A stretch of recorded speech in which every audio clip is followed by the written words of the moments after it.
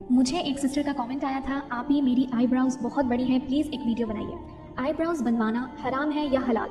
इसके साथ मैं हेयर एक्सटेंशन के बारे में भी बात करूंगी। जो औरतें हेयर एक्सटेंशन लगाती हैं बालों में, जो एक्स्ट्रा फेक हेयर होते हैं, हदीस में आता है अल नम्स करना हराम है। अल नम्स का मतलब होता है प्लकिंग द आईब्राउज को उखड़वाना। अगर आपको हार्मोनल इम्बैलेंस की वजह से, जैसे पीसीओएस या इंसुलिन रेसिस्टेंस के केसेस में, तो ये नेचुरल और मेडिकल रीजन से एक्स्ट्रा ग्रोथ है, आपके फेस पर एक्स्ट्रा हेयर आते हैं, आप उन्हें रिमूव करवा सकती हैं ताकि वो मर्दों की मुशाबत ना लगे। लेकिन आईब्राउज की रीशेपिंग, माइक्रोब्लेडिंग या कलरिंग जैसे काम हराम है। अल्लाह ताला की लानत है उन औरतों पर जो आईब्राउज बनवाती हैं और उन पर जो बनाती हैं। उसी तरह टैटू बनाने वालों और टैटू बनवाने वालों पर भी अल्लाह ताला की लानत है।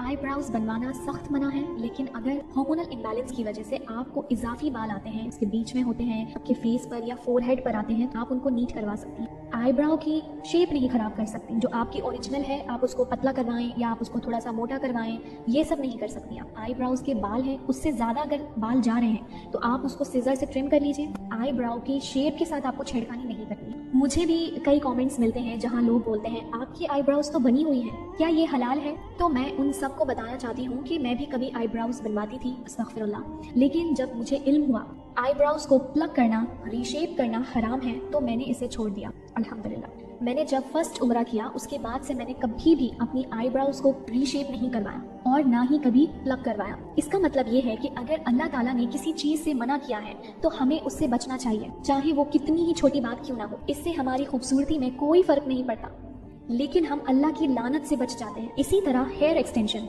नकली बाल लगाना भी हराम है, चाहे बाल कम हो या ज्यादा। अल्लाह के रसूल सल्लल्लाहु अलैहि वसल्लम की हदीस से ये बात साबित होती है कि नकली बाल लगाना मना है। हदीस में आता है, एक औरत ने नबी करीम सल्लल्लाहु अलैहि वसल्लम से पूछा, मेरी बेटी जिसकी नई नई शादी हुई है, उसको स्मॉल पॉक्स की वजह से यानी एक बीमारी की वजह से बाल गिर गए, क्या उसके सर पर नकली बाल लगा सकते हैं? नबी करीम सल्लल्लाहु अलैहि वसल्लम ने फरमाया, अल्लाह ने लानत भेजी है उस औरत पर जो नकली बाल लगाती है और उस पर जो इसके लिए पूछती है। अब देखिए, एक लड़की जिसके बाल बीमारी की वजह से गिर गए, उसको भी नकली बाल लगाना जायज नहीं। इसका मतलब ये है कि आपके और मेरे पर्सनल रीजन किसी काम के नहीं। यकीन मानिए, इस सब से आपकी खूबसूरती में कोई फर्क नहीं पड़ता। अगर इस सब से फर्क पड़ता तो अल्लाह ताला इसकी इजाजत जरूर देते। ये सिर्फ हमारे अंदर की फीलिंग होती है जिसे एहसास कमतरी कहते हैं। याद रखिए, जो चीज मना फरमाई गई है वो आपके बेहतरी के लिए है। जो मना है वो मना है, उसको करने का दूसरा तरीका मत ढूंढिए।